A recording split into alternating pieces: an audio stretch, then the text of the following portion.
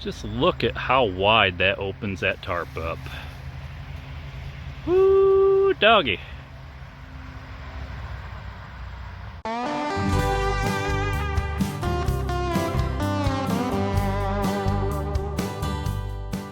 Hey everybody, Mikeycat Outdoors here. So what are we doing today? Well, I'm doing a modification on a couple of my tarps just to see what works, what doesn't. I'll just show you right here in a moment. So this is my Warbonnet Superfly tarp, and I've got two add-on internal pole mods that I got. And you can see two aluminum poles. I added a piece of shock cord here in the center. It comes with these loops here for both ends that you hook up to the ridge line, and you got a little adjuster right there for tautness. I just did a little mitten clip hook right there onto my little prusik knot. I normally hook my tarp for my external ridge line. And I was playing around too. I finally made me some shock cord loops with little beaners for my doors on the Superfly, just to keep them from flopping in the wind so much. But yeah, I got one here, I got one down there, and this came as a set from High Hammocks. So Lark's headed this little adapter here. It's just basically like a miniature Beastie D-ring connector right there, and that's what the poles go through. So you just put that on the end connectors, all four corners of the tarp, and like I say, you put it in. This will accommodate up to a 10-foot wide tarp, which is what this Superfly is. It's 10 foot wide. Let me show you the package here. Got my paracord from Paracord Planet. I had that stuff forever. But it comes with a nice little bag and everything here too. Hanging High Hammocks. Oh sure, make a liar out of me. So yeah, it's pretty cute. But I got a Mountainfly and a HammockGear tarp that I'm going to try that out on also. But why did I do this? Basically, open this all up. If you buy a tarp with a pole mod in it already, like from Warbonnet and a couple others, you're great, you're good to go. You can use their stuff. But if you decide, hey, I actually want to add that on, this kit actually can provide that a little bit. I tried it out on a smaller, I think that's the Mountainfly or Thunderfly. It's their smaller one with doors that they got. It's not the mini fly, but it's only like 8.5. So on Hanging High's website, it says it'll accommodate from 8.5 to 10 foot wide widths on the tarps. On that smaller one, I had a problem with it where the poles just kept wanting to like flop past the ends. And part of that has to do with how far away from the end your tie out placement is. If it's pretty much right near the end, like a rectangular or something, you might have some issues. But the poles are supposed to come more into the body up here, and then you got that shock cord kind of pulling tension there to keep it from flopping down, which is another problem that I was seeing happening. I was trying to set this up on a hammock stand with a tarp, and so I just thought, you know, I got shock cord, just for safety's sake, I'm just gonna make a little loop here, and I'm gonna go down there and do a little loop on that end, and then whenever I put these things together, it's got some tension to it. I just slip it over before I put the poles onto the corners, and you know, it'll be there. It'll tension the center part of the body, and you know, kind of alleviate some of these issues with, you know, windy conditions or something. If there's some weird torque on this that wants to flop the pole one way or another, that's going to hold it in place. So that's one thing maybe they could add with this, or like I say, you just get your own paracord and put that in. But this is kind of nice right now, being able to spread this out. So if I wanted to use like a Ridgerunner, you know, bridge hammock or something here, I don't have to worry about, you know, my tarp being so close to the body of that when the poles swing up on the bridge hammock. And it gives me a lot more room on this. So even on like using a Yobogear hammock stand, this will give me a little more width room, and you know, I just figure I can play around with this out here. I'm gonna try it out on these other tarps, see what works, and yeah, I'll get back to you on that here in a moment. All right, so right here I've got the 13-foot Warbonnet Mountainfly, which has really short end doors to them, and I just beanered those two doors together. But when I bring that shock cord up here to the end, you can see this pole is wanting to arc down and towards the end here, which is a problem that I was encountering with Thunderfly as well, which is the 8.5 foot, and this is a 10-foot wide tarp. So without those longer doors there, it wants to pull a little more. But this here on the ridgeline is a 13-foot tarp, whereas the other two that I have on display today are 11-footers, and I'm going to continue setting up the rest of this just to see how this all plays out and show you. All right, so I got both poles put in there. I just kind of staked down the diagonals and have the other ends floating at the moment. But for a 13-footer, not too bad. Clipped the end doors here and had to basically add that middle piece of shock cord that I made up to put between these two. Otherwise, like I said, what I showed you there before, both of these sides would want to pull down and pull back towards the ends. So this helps tension this in the center to pull them inwards. And then you've got this piece that they supplied that basically pulls out to the end, and just basically mitten hook right there clipped onto the little ring at the end of the hammock.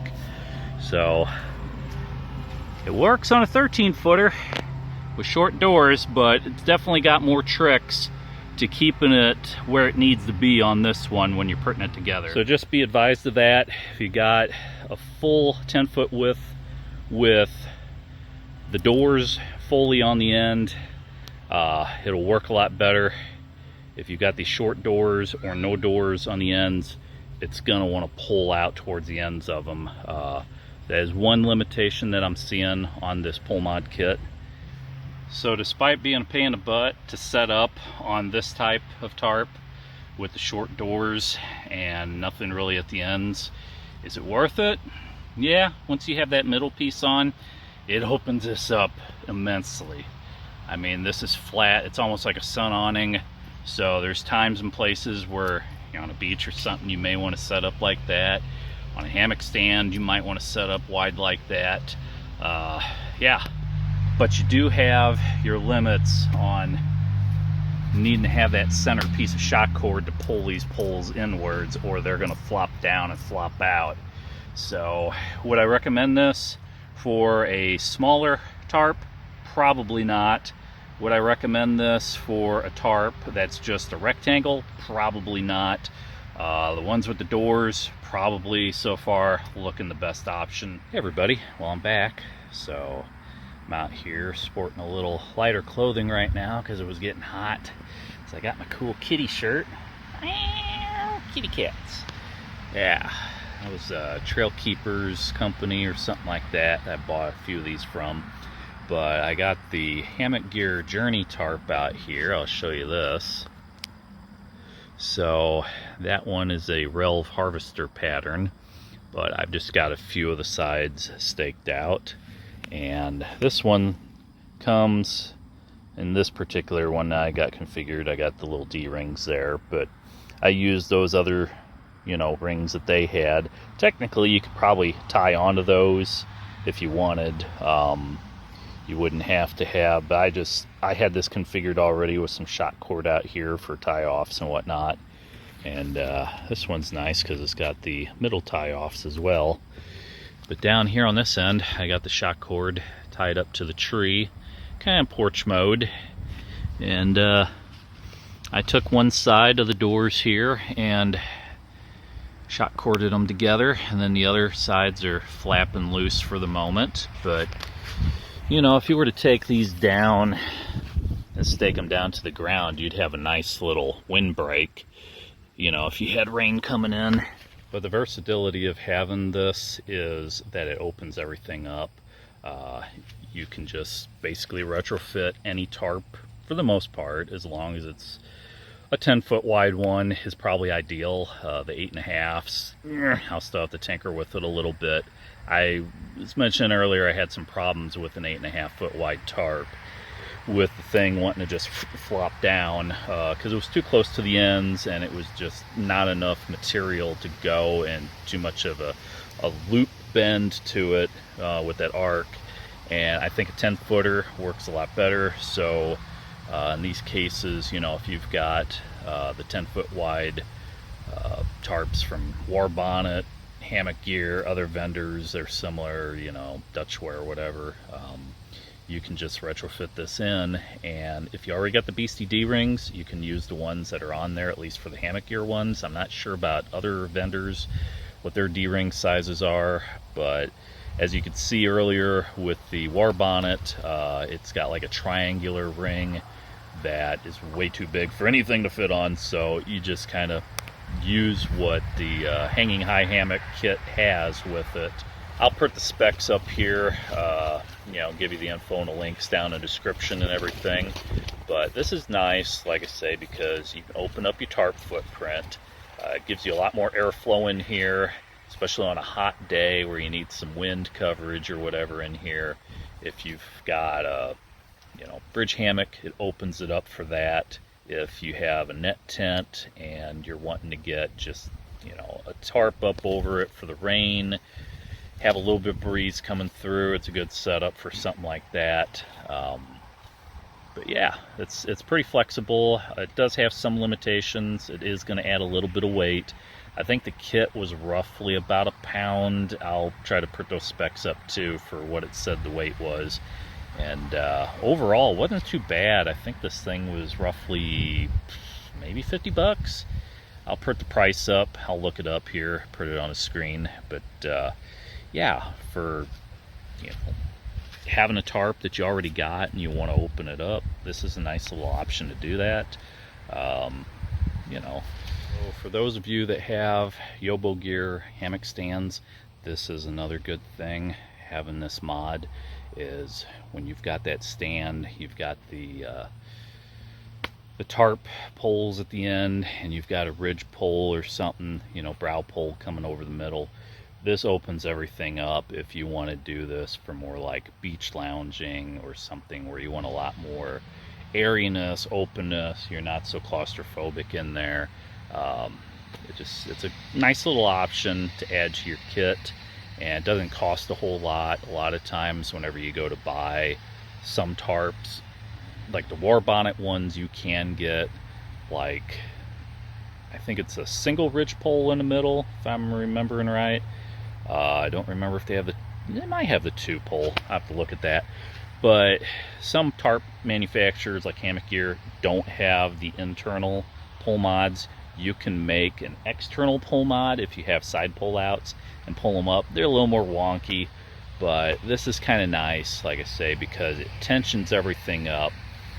You can put it up in porch mode when you want it. When you want to take it back down, you can stake it back down to the ground. It's still nice and open wide, and it's not so claustrophobic in there. And you know, if you don't want it in there, poop, poop, just take it right out, just like any old pole mod kit. And you know, you can buy those additional lark's headed D-rings. You can buy a kit of 4 of those from the Hanging High site as well. It comes with 4 with the kit. I bought an extra set of 4, not knowing or figuring if I was going to use it for a secondary tarp, I could keep them on there all the time. So technically you could just buy a few sets of those if you have several tarps that you just want to swap the poles between, and keep those little, you know, things lark's headed on the ends at all times if you want. You know, it gives some flexibility. But anywho, I'm going to quit rambling here. Hopefully you enjoyed this. Give you a little food for thought here on things you can explore, you know, improve your kit. So anyways, thumbs up, all that good stuff if you want. If not, don't matter. Just have a good one. I'll catch you again in the outdoors. As always, thanks for watching.